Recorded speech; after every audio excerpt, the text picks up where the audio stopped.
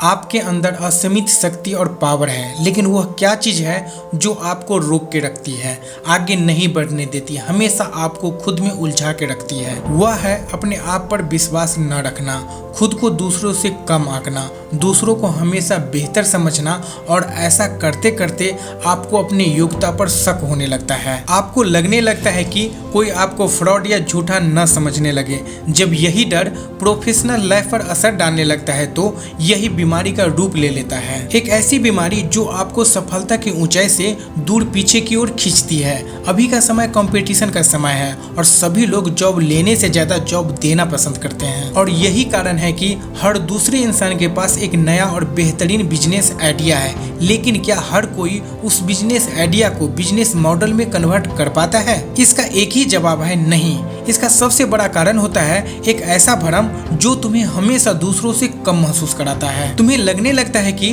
तुम दूसरों से बेहतर नहीं हो, तुम खुद को दूसरों से कम समझने लगते हो, और यही गलतफहमी तुम्हारे विश्वास के लेवल को कम कर देता है। एक पल के लिए अगर सोचा जाए तो इसमें कोई और तुम्हें नहीं हराता, तुम खुद ही खुद से हार मान लेते हो, इसलिए क्योंकि तुम खुद को प्रोडक्टिव नहीं समझते हो, और तुम्हें लगता है कि तुम किसी से कम हो, या तुम्हें लगता है कि तुम किसी काम को बेहतर तरीके से नहीं कर पाओगे जितना कोई और कर सकता है। तो तुम्हें सोचना चाहिए, जब कोई रेस होता है तो उसमें बहुत लोग पार्टिसिपेट करते हैं, लेकिन क्या सभी लोग जीत ही जाते हैं? रेस कोई भी हो, लेकिन रेस के दौरान हर एक खिलाड़ी को पता होता है कि उन सब में से कोई एक ही जीत कर उस सफलता को हासिल करेगा। उसके बाद भी उस खेल में हिस्सा लेने वाला प्रत्येक खिलाड़ी अपनी पूरी जान लगाकर मेहनत करता है।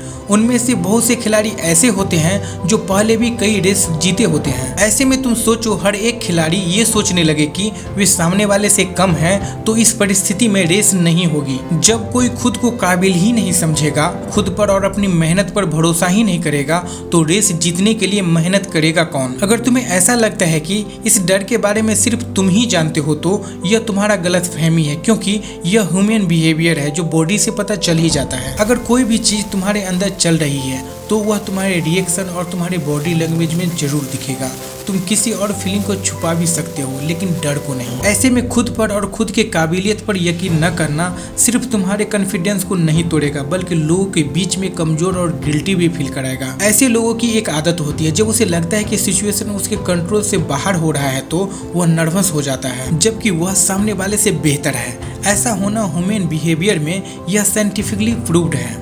अगर तुम हर वक्त अपने बारे में नेगेटिव बातें सोचते रहोगे तो वह तुम्हारा बिहेवियर बन जाएगा, क्योंकि जब भी तुम अपने बारे में कोई नेगेटिव बातें सोचते हो तो उसका सीधा सिग्नल दिमाग को जाता है, और हमारा दिमाग बॉडी को मूव करने के लिए सिग्नल देता है। तुम इसे इस तरह समझो कि हमारी पर्सनैलिटी किसी कोरे कागज की तरह होती है और हमारी सोच रंगों की तरह। ऐसे में तुम जिस भी रंग को इस कोरे कागज पर सबसे ज्यादा भरोगे, वो कोरा कागज उसी रंग को दिखाने लगेगा। बिल्कुल इसी तरह जिस सोच को तुम अपने अंदर सबसे ज्यादा दोगे, वही सोच तुम्हारी पर्सनैलिटी बन जाएगी। इसीलिए खुद पर विश्वास करो और अपने आसपास सभी चीजों में पॉजिटिव बातों को खोजो। इसके अलावा अपने बारे में हमेशा पॉजिटिव सोचो और पॉजिटिव बातें बोलने की कोशिश करो। धीरे धीरे उस सभी चीजों का विकास आपके अंदर होने लगेगा जिसका आप हकदार हैं।